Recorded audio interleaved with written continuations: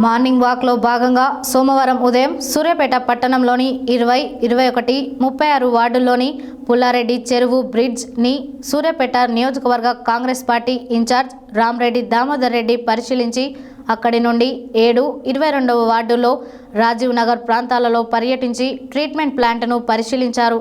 ఈ సందర్భంగా ప్రజా సమస్యలు తెలుసుకొని అక్కడికక్కడే పరిష్కరించి మాట్లాడారు.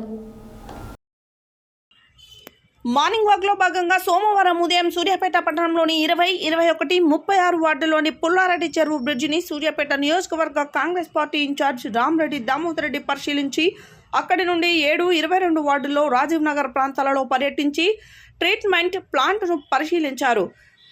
ఈ సందర్భంగా ప్రజా సమస్యలు తెలుసుకుని అక్కడికక్కడే పరిష్కరించి మాట్లాడారు. 10 ఏళ్ల పాలనలో శివారు ప్రాంతాలు వెనుకబడ్డాయని, ఇక్కడ ప్రజలు సమస్యలపై వినతి పత్రాలు సమర్పించినా స్పందించలేదన్నారు. 2 నెలల పాటు సూర్యాపేట మున్సిపాలిటీపై ప్రత్యేక దృష్టి పెట్టి పరిష్కారం కాని ప్రతి సమస్యను పరిష్కరిస్తానన్నారు.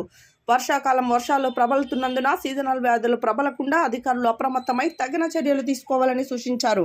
ముఖ్యంగా శివారు ప్రాంతమైన మందులవాడ ప్రజలను పారిశుద్ధ్య సమస్య లేకుండా తగిన చర్యలు చేపట్టాలని ఆదేశించారు.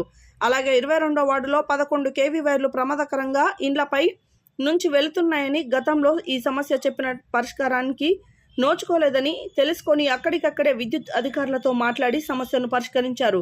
జమ్మిగడ్డలోని ట్రీట్మెంట్ ప్లాంట్ను పరిశీలించి నాలలో మురుగునీరు ఆగకుండా సక్రమంగా ట్రీట్మెంట్ నిర్వహించి ప్రజల అవసరాలను ఉపయోగపడేలా చేయాలని సూచించారు.